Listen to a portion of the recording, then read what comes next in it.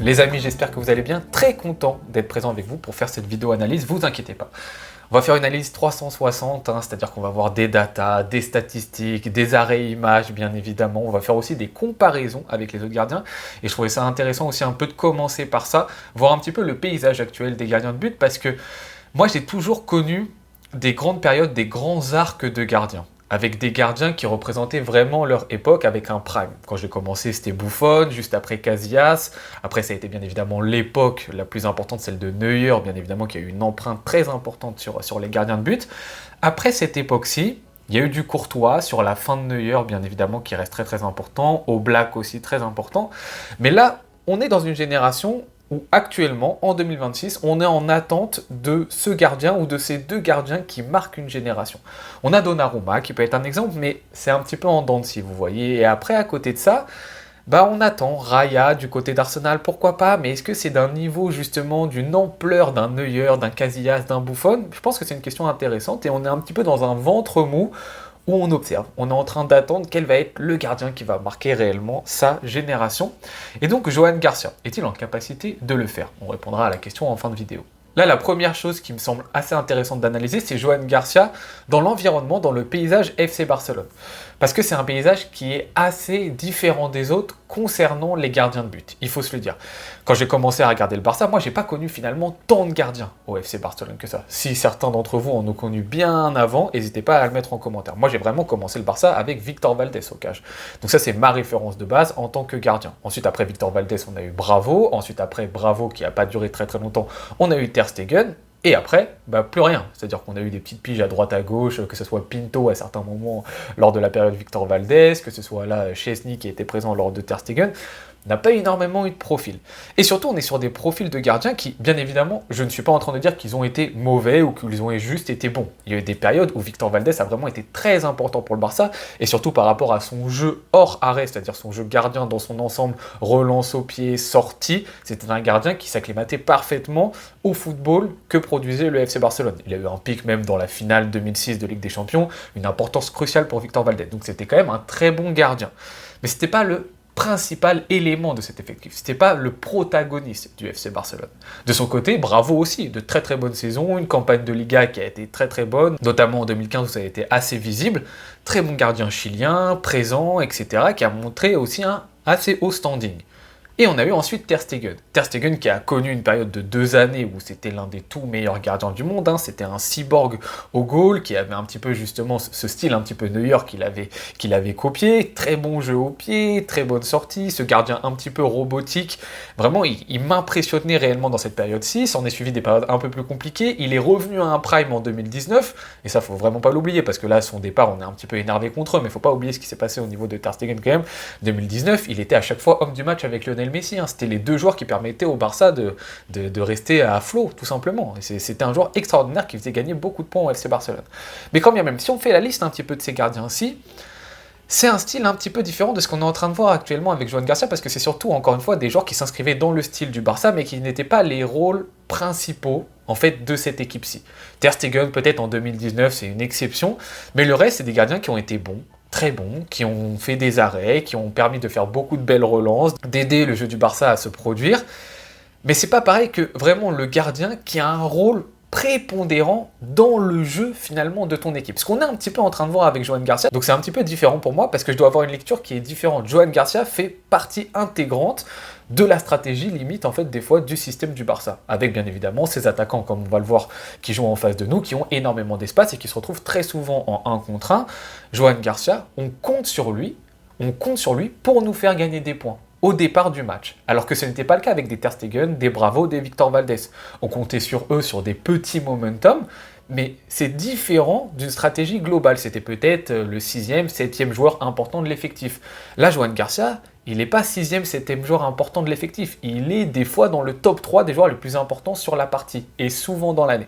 Donc c'est une lecture qui est quand même assez intéressante, et donc jugé important de vous l'exprimer en tout début de vidéo. Et n'hésitez pas encore une fois à me dire si vous avez connu d'autres gardiens qui ont été un petit peu différents.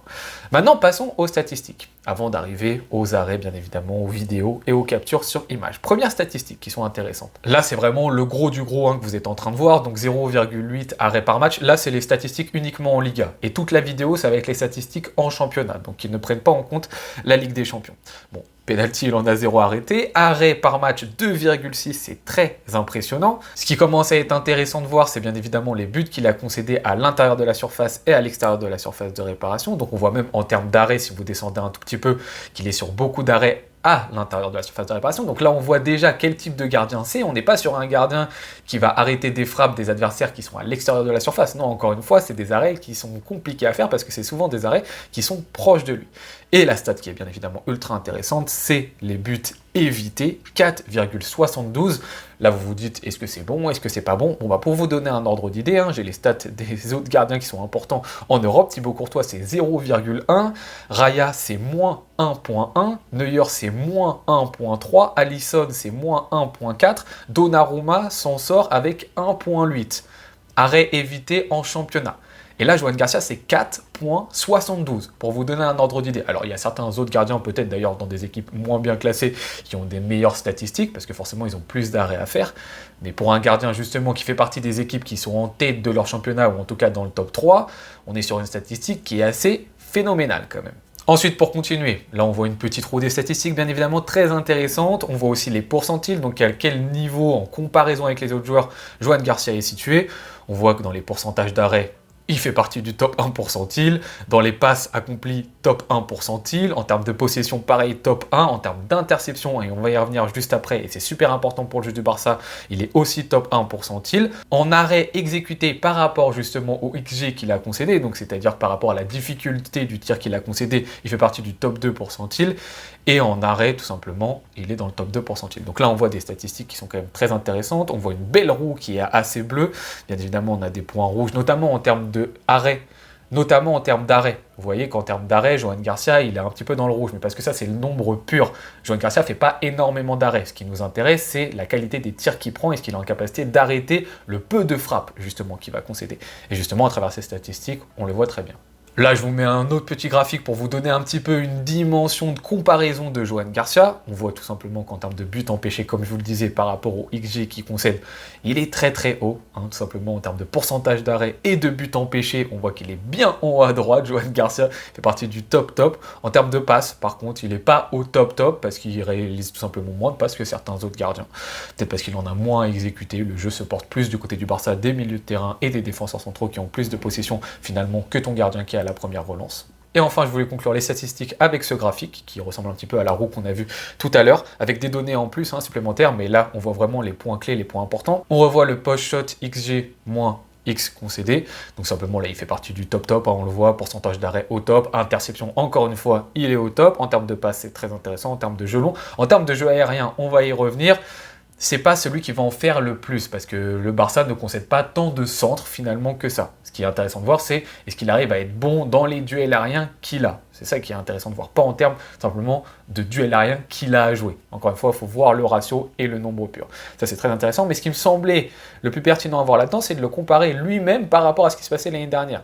Et donc là, on voit un Johan Garcia, en vrai, qui est différent. Et on le voit tout simplement par rapport aussi au style des équipes. C'est ça un petit peu qui était la question qu'on se posait autour du gardien espagnol. Est-ce qu'il est en capacité de s'acclimater au jeu du FC Barcelone, qui est assez différent, voire beaucoup plus différent que celui de l'Espagnol Barcelone. La question n'était pas de savoir si Johan Garcia était un bon gardien ou non. Est-ce que tu es capable de t'adapter à un jeu qui est totalement différent? Là, à l'Espagnol Barcelone, tu joues avec une équipe qui concède beaucoup de frappes, mais qui concède beaucoup de frappes qui ne sont pas forcément extrêmement dangereuses, avec une défense qui est plus resserrée que le FC Barcelone. Là, la défense du Barça, c'est totalement différent. Tu vas te prendre moins de tirs, mais les tirs vont être beaucoup plus dangereux. Est-il en capacité de s'acclimater? Et on le voit très bien, regardez en termes de duel aérien, à l'Espagnol Barcelone, il en jouait beaucoup plus, parce que l'Espagnol, Barcelone, devait jouer regroupé et donc devait concéder beaucoup plus de centres. Donc il avait beaucoup plus à en réaliser. En termes de passes, vous voyez qu'il en fait beaucoup plus au FC Barcelone, ce n'est pas le même jeu. En termes d'interception, c'est pas du tout aussi le même jeu, parce que le Barça, on l'a dit, avec sa ligne haute, il y a beaucoup d'espace qui est disponible derrière nos défenseurs, et du coup, il doit avoir cette présence-ci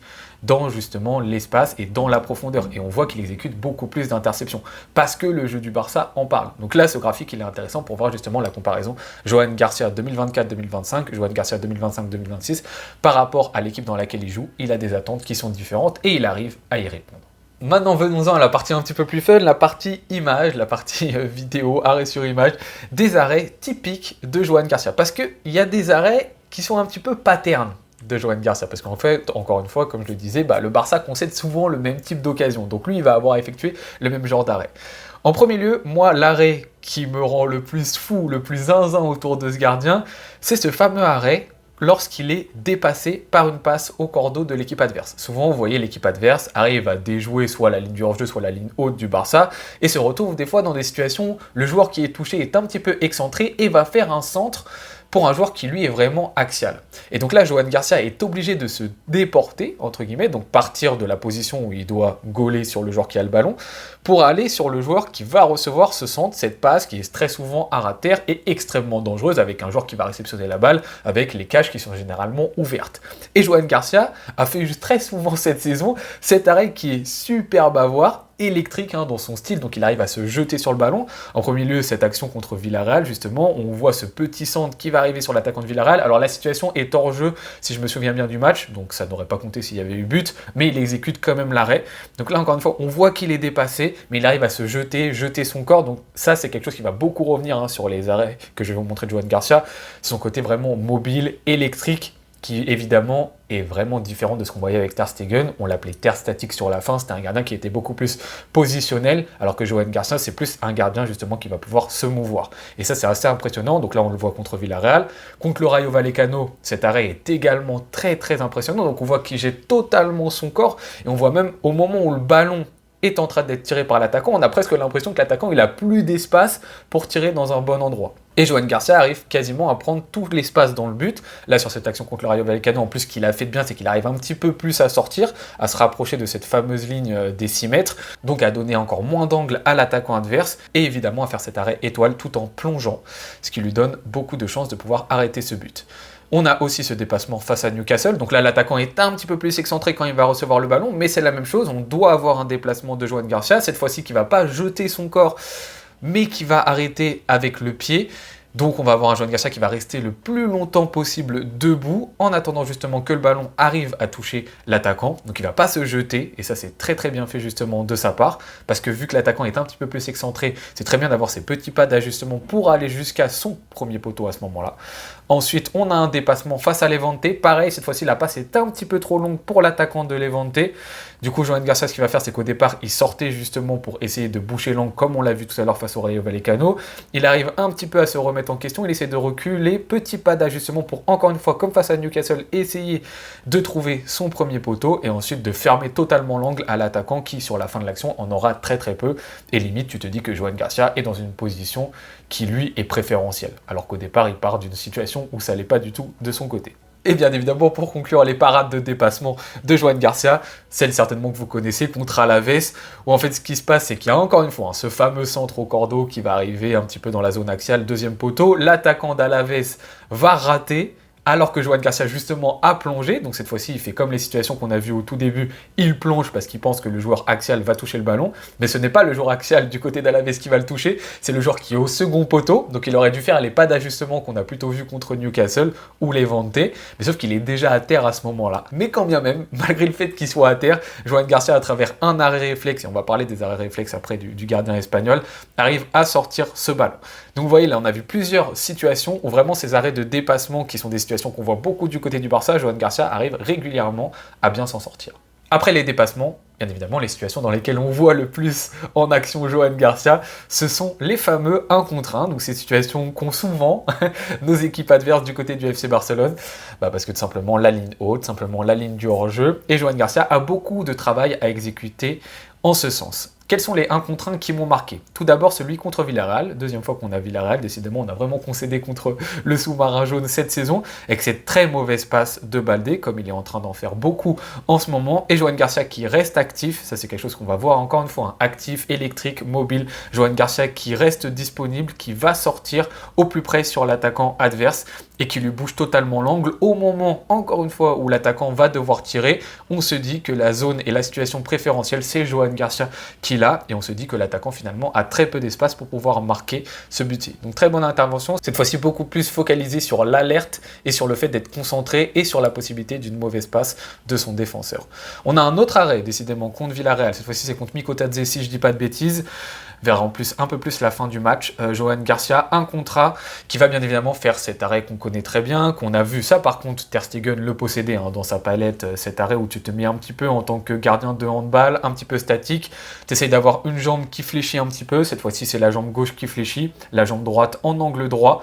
Voilà, gardien de handball simplement assez robotique, tu essaies de boucher tous les angles de frappe. Mikotadze, je pense, essaye de lui mettre un petit point à ce moment-là.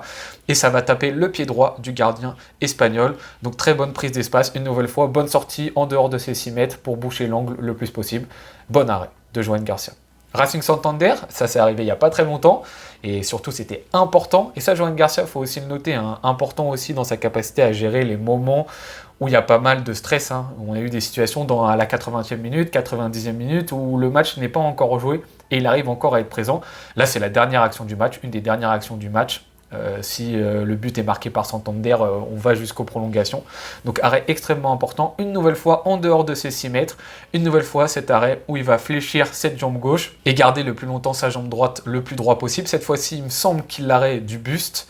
Donc voilà, mais il arrive à prendre une place assez importante, bien évidemment. L'erreur est de l'attaquant de Santander qui aurait dû faire la passe à son partenaire. S'il l'a fait, Johan Garcia n'existe plus sur l'action. Mais il reste présent pour ce 1 contre 1. Et encore une fois, dynamique, il sort, il est présent. Il impose sa présence tout simplement à l'attaquant. On a celle face au Rayo Vallecano, une nouvelle fois face au Rayo, dis donc. Celle-ci, je pense que c'est la plus impressionnante pour moi de tous les 1 contre 1 parce que l'attaquant adverse a vraiment le temps de se positionner dans une zone où il va se générer de l'angle de frappe. Et on voit cette fois-ci que Johan Garcia, il est aux 6 mètres, il n'est pas en dehors des 6 mètres, donc il arrive peut-être un tout petit peu avec du retard. Mais la problématique, c'est que l'attaquant du Rayo Vallecano, il est trop droitier. C'est-à-dire qu'il ne se met pas sur son pied gauche, alors que par rapport à la manière dont il s'est amené le ballon, il aurait dû, normalement, s'il était gaucher, marquer beaucoup plus facilement. Là, le fait qu'il soit droitier, je pense, est lu par Johan Garcia, qui va le comprendre, qui va le voir et qui va anticiper justement cette frappe qui n'est pas une frappe croisée de la part de l'attaquant adverse, parce que ça aurait été vraiment très compliqué par rapport à sa course justement d'exécuter une frappe croisée, et il le lit très très bien. Donc bonne lecture de Johan Garcia qui va réussir à plonger, sacré plongeon, encore une fois il jette son corps, il n'hésite pas à y aller, à prendre un risque, prendre un choix, mais qui n'est pas hasardeux. Encore une fois, il le fait à travers sa lecture de jeu et arrive à stopper cet arrêt, alors que comme vous le voyez, l'attaquant il a vraiment plusieurs angles de frappe possibles. Avant-dernier 1 contre 1 contre Oviedo, c'est pas forcément le plus difficile, mais encore une fois, il est présent, il est alerte, il essaye de boucher le plus possible l'angle. Là, il se baisse carrément par rapport à l'attaquant parce qu'il sait qu'en fait, l'attaquant est en incapacité de lever le ballon très haut. À part s'il exécute un lob et un piqué qui monte et qui redescend très rapidement, ça va être compliqué pour l'attaquant d'exécuter une frappe qui va se lever. Donc, qu'est-ce que fait Johan Garcia? Il se baisse, il essaie de vraiment boucher tous les angles de frappe qui sont à hauteur un petit peu près de 50 cm par rapport au terrain. Et là, c'est extrêmement bien exécuté. Et finalement, encore une fois, quand on voit la situation, on se dit que la situation préférentielle, la zone préférentielle, elle est pour Johan Garcia et que finalement, l'attaquant a très peu d'angles de frappe. Alors que de base, il ne l'est pas du tout. Et enfin, la dernière action, elle est différente, celle-ci. C'est une nouvelle fois un 1 contre 1 pour notre adversaire, qui bien évidemment aurait pu aussi passer la balle, transmettre la balle à son attaquant, à son coéquipier, mais qu'il ne le fait pas. Et là, Johan Garcia, une nouvelle fois, anticipe et anticipe très bien le dribble. Donc là, on n'est pas sur un arrêt d'une frappe. Je ne sais même pas d'ailleurs si dans les statistiques, ça compte comme un arrêt, ce genre de situation, parce que c'est pas une frappe exécutée par l'attaquant adverse. Mais Johan Garcia va hyper bien lire le jeu de l'attaquant de l'Espagnol Barcelone, son ancien club en plus, et va réussir à se coucher sans commettre de faute. Encore une fois, la mobilité, regardez là à combien de mètres il sort de ses cages, il arrive presque au point de pénalty. Donc c'est extrêmement bien exécuté, on n'est pas du tout sur un gardien qui est attentiste dans ses cages ou qui reste au 6 mètres. Non, là il sort vraiment, il met de l'impact, de la volonté, du dynamisme. Et l'attaquant adverse tout simplement a son idée en tête et va continuer jusqu'au bout. Mais Johan Garcia l'a lu en même temps que lui et va faire ce sublime arrêt en 1 contre 1. Donc là, on a vu les deux grands types d'arrêts phares de Johan Garcia, c'est-à-dire ses arrêts en phase de dépassement et ses arrêts en 1 contre 1. En tout cas, c'est les arrêts qu'il a le plus à faire quand il joue au FC Barcelone. Maintenant, il possède d'autres palettes, notamment une palette de réflexes. Ça, on l'a très bien vu contre l'Espagnol Barcelone, qui est peut-être le match le plus abouti de Johan Garcia sur ce début de saison. Magnifique arrêt réflexe, on s'en souvient, sur la tête du joueur de l'Espagnol Barcelone. Phénoménal cet arrêt de la tête. Voilà, il va anticiper le fait que forcément la balle ne pourra pas retomber très vite, donc il va essayer d'anticiper la zone haute, et en l'anticipant, ça va lui positionner sa main droite assez haut, et donc il va avoir ce petit mouvement de réflexe pour passer le ballon au-dessus de sa barre transversale. C'est un arrêt sublime parce que l'action va extrêmement vite, son positionnement est bon, son anticipation est bonne également, donc tous les points sont très bons pour qu'il puisse exécuter justement cet arrêt réflexe. Autre arrêt réflexe impressionnant contre l'Espagnol Barcelone, dans une autre dynamique dynamique, totalement différent. Cette fois-ci, c'est sa capacité à avoir un réflexe au sol très rapidement. Là, on a vu le réflexe en l'air. Voyons la manière et la rapidité à laquelle il arrive à retomber sur ses pattes. Là, le tir va très vite à terre et c'est extrêmement compliqué de l'anticiper. Et c'est très difficile souvent pour les gardiens. Par exemple, je donne l'exemple de Thibaut Courtois qui a du mal des fois sur les frappes au sol et à vite aller au sol. Là, Johan Garcia montre encore une fois cette mobilité. C'est un chat, c'est un félin. En fait, il fait des arrêts félins, Johan Garcia. C'est assez même jouissif à voir. L'esthétique, moi, je la trouve très très belle. Extrêmement différent, encore une fois, de Ter Stegen. Mais ce côté félin, très rapide au sol, là, sur cette action, il se voit encore plus. Autre capture que je voulais vous montrer concernant les arrêts de Johan Garcia, c'est ces arrêts qui sont un petit peu longilignes que vous pourrez retrouver dans plusieurs matchs. Donc là, je n'ai pas énormément de captures d'écran, mais de toute façon, c'est tout et très souvent le même arrêt de la part de Johan Garcia. En fait, qui se détend souvent, d'ailleurs, c'est sur son côté gauche, si vous remarquez bien. C'est des frappes qui sont ras du sol, de la part des attaquants adverses ou des milieux de terrain adverses et qui arrivent dans une zone un petit peu croisée de la part du pied droit. Et on voit encore une fois Johan Garcia bien s'étendre avec ses bras, ses mains. Souvent dans ces situations, j'ai l'impression que le gardien espagnol ne va pas avoir le ballon. Et là, il est très serein, il arrive souvent d'ailleurs à capter ces ballons-ci. Ça c'est important toujours pour un gardien de savoir capter les ballons, ça donne de la confiance un petit peu à ta défense. Cet arrêt qu'on voit contre Villarreal, encore une fois, où il va vraiment s'étendre sur le côté. On l'a vu également contre Levante dans une situation qui est un petit peu différente, où l'on voit l'attaquant de Levante glisser et tomber. Mais encore une fois, cet arrêt où Johan Garcia va sur le ballon, étend ses jambes, étend son corps, étend ses mains, et arrive à chipper cette balle. Et ça c'est un arrêt que vous pourrez retrouver très souvent quand vous verrez Johan Garcia. Donc vous penserez à moi quand vous verrez ce prochain arrêt de Johan Garcia. Ça, c'était tout ce qui était la partie arrêt de Johan Garcia. À côté de ça, il y a son activité en tant que gardien du Barça. On l'a dit, gardien au Barça, c'est pas que faire des arrêts. C'est pas que ton rôle finalement de gardien pur dans tes cages pour éviter que l'attaque adverse marque. Il y a d'autres choses à faire et notamment dans ce Barça de flics où, comme on l'a dit, il y a beaucoup d'espace derrière. On l'a vu tout à l'heure dans les statistiques, Johan Garcia est très bien situé en termes d'interception comparé aux autres gardiens. Et on va le voir à travers ses captures. C'est un gardien qui sort de ses cages, un gardien qui est disponible, qui lit bien justement le jeu adverse, qui lit bien également sa défense. Et ça c'est fort, parce qu'encore une fois, il vient d'arriver au club, donc il a réussi à s'assimiler à un jeu qui est extrêmement différent de celui de l'Espagnol Barcelone. On le voit ici tout simplement contre Elche, il va pouvoir sortir, mettre un petit ballon de la tête alors qu'il est très proche là de la ligne médiane. On voit contre Chelsea également en capacité de sortir de ses cages, de mettre dans l'intensité dans un match où ça allait très très vite et il y avait du volume de jeu. Contre le Betis Séville, une nouvelle fois bonne sortie, parce que s'il ne sort pas à ce moment-là, l'attaquant adverse se retrouve assez seul devant les cages. Une nouvelle fois contre le Betis, là c'est proche de l'attaquant, et ça il l'a fait plusieurs fois, je vais vous le montrer après. Mais donc c'est un petit peu une zone risquée, parce que tu te dis que s'il touche l'attaquant, c'est carton rouge pour lui. Très bonne intervention, encore une fois, lecture de jeu, mais aussi courage, parce qu'il faut avoir du courage pour sortir dans cette zone du terrain quand tu as un attaquant aussi proche de toi. Et ensuite, donc comme je vous le disais, ça c'est une autre situation où il sort très près de l'attaquant adverse. Là, encore une fois, s'il se loupe, c'est carton rouge, coup franc pour l'adversaire, donc c'est extrêmement compliqué. Très bonne lecture, on voit que les défenseurs du Barça sont en train de courir pour rattraper l'attaquant adverse. Et heureusement, encore une fois, le gardien espagnol est disponible, est présent, est mobile, sent bien le jeu et arrive à sortir de sa surface de réparation. Et enfin, contre Alaves, une nouvelle très bonne sortie anticipée. Et en fait, plus il va anticiper d'ailleurs cette sortie, plus il va être en capacité de relancer, en plus de ça, un bon ballon, parce qu'il a aussi un jeu au pied un petit peu intéressant. Autre élément que j'aimerais souligner, c'est aussi son activité dans le domaine un petit peu aérien, sa protection de surface sur les centres adverses. On l'a vu tout à l'heure, c'est pas le gardien qui en exécute le plus, parce que forcément aussi le Barça n'en concède pas tant que ça, parce que le Barça on n'est pas une équipe regroupée, et les attaquants adverses vont pas forcément exécuter beaucoup de centres contre nous. Mais quand même, je trouve qu'il y a une activité qui est plus présente typiquement qu'un Ter Stegen, dans sa capacité à sortir, encore une fois avoir du courage pour le faire, et Johan Garcia met son côté électrique aussi au service de ce genre de sortie. On le voit là contre le Rayo Vallecano typiquement, il n'hésite pas à sortir alors que la situation elle peut être très compliquée, voire même risquée pour un gardien, il peut avoir peur de se prendre l'attaquant adverse, il le fait dans l'un de ses tout premiers matchs en plus au Barça, il n'hésite pas, on le voit contre Newcastle typiquement, et Newcastle là on arrive sur le championnat donc, de Première Ligue, donc on sait que c'est un jeu qui est extrêmement important, le duel aérien, en plus à l'extérieur, il n'a pas peur de sortir, de prendre des ballons sur cette situation, sur cet autre corner où il est présent, il va y aller, il n'a pas peur alors qu'il est gêné par la taille justement des joueurs de Newcastle. Il n'a pas peur, il y va. Contre Mallorca, encore une fois, il est au duel, mais il arrive à s'imposer, à au moins placer sa main. Et on sait typiquement contre des équipes contre Mallorca avec des Muriqi, ça peut être très important d'avoir un gardien qui met ce genre d'activité. Contre Bilbao, une nouvelle fois, sur un coup de pied arrêté, parce qu'on l'a dit, le Barça on a des difficultés sur coup de pied arrêté. Il faut qu'on ait à minima un gardien qui ait cette présence lorsqu'il sent que les centres il peut intervenir dessus. Donc là, on le voit, une nouvelle fois, hein, il y a beaucoup de densité, beaucoup de monde, il n'hésite pas à sortir, il a son idée dans la tête et jusqu'au bout, il arrive à bien l'exécuter. Donc on voit un gardien qui a cette présence-ci, c'est pas le meilleur gardien du monde dans ce domaine-là, mais au moins je sens qu'il y a une activité qui est plus présente que Ter Stegen qui lui restait très souvent sur sa ligne sur les coups de pied arrêtés, qui sortait pas et lorsqu'il sortait était assez fébrile. Joan Garcia il arrive à s'imposer, quand il donne un coup de poing dans le ballon, ça arrive à aller assez loin, quand il essaie de la claquer, il la claque bien, et même des fois il arrive à gober les ballons, et quand il le fait, c'est bien, c'est rassurant, et ensuite il peut enchaîner sur une relance. Et pour conclure sur la palette hors arrêt de Joan Garcia, il y a tout l'aspect relance qui reste important du côté du Barça. Je vous ai évoqué tout à l'heure Victor Valdés, Bravo, Ter Stegen. C'était bien évidemment des gardiens qui excellaient dans la relance. C'est un des points les plus importants pour un gardien du Barça.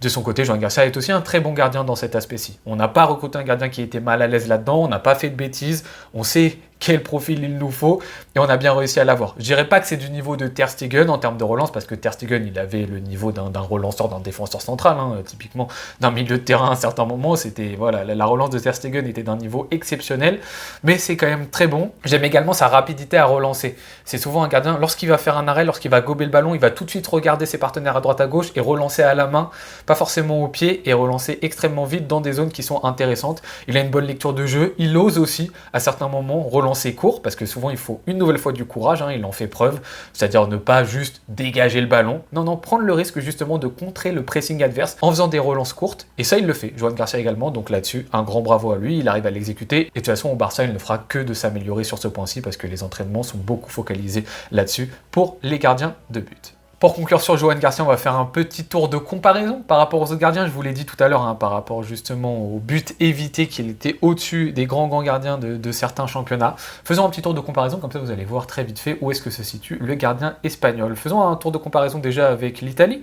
Milinkovic-Savic, le gardien du Napoli, qui est un bon gardien, je trouve. Bon bah vous voyez, hein, Joan Garcia est quasiment meilleur que lui dans tous les domaines, voire largement meilleur que lui dans beaucoup de domaines, si ce n'est peut-être les passes.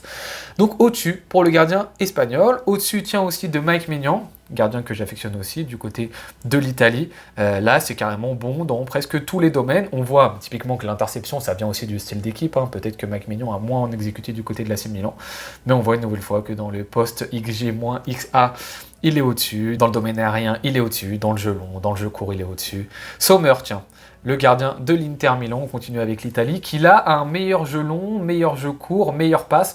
Donc typiquement, je pense aussi que ça vient de là. L'Inter Milan, on est sur un gardien, on l'avait analysé l'année dernière malheureusement, qui a un jeu très important dans la construction de son équipe, et ça continue malgré que Inzaghi ne soit plus présent, et on voit justement que les pourcentages sont aussi plus élevés, mais ça doit résumer par rapport aussi au style d'équipe, et de toute façon Yann Sommer est même un gardien qui arrive très bien à relancer, donc il a un pourcentage qui se comprend mieux à ce niveau-là. Mais typiquement sur les arrêts, les duels aériens, les interceptions, les difficultés de tir arrêté, Joan Garcia est au-dessus. Neuer, tiens, qui est un petit peu en déclin, hein, on va pas se mentir. Donc là, on compare pas le Neuer Prime, bien évidemment. C'est aussi au-dessus. Voilà, à part en termes de passe, bien évidemment, où le jeu du Bayern aussi demande beaucoup encore à son gardien de but. Dans le reste, en termes d'arrêt, de difficulté d'arrêt concédé, Joan Garcia est très largement au-dessus. Par rapport à Emiliano Martinez, tiens, on va le prendre en compte, parce que c'est quand même le gardien titulaire de l'Argentine, qui va d'ailleurs bientôt s'engager avec un autre club, si je dis pas de bêtises, l'été prochain. Là, on voit que la comparaison est un petit peu plus serrée, bien évidemment. En termes de duel aérien, Emiliano Martinez, bah là, on arrive en première ligue, hein, donc forcément, tu vois que les gardiens ils vont avoir de meilleurs stats dans ce domaine-ci parce qu'ils ont plus à en exécuter. Mais bien évidemment, Emiliano Martinez, de toute façon, il est très bon aussi dans ce domaine-ci. Mais en termes d'arrêt, en termes de poste XG-XA, ça se ressemble beaucoup. Et ensuite, on va avoir un Joan Garcia qui va bien évidemment être plus intéressant dans les interceptions par rapport au jeu d'Aston Villa, je pense.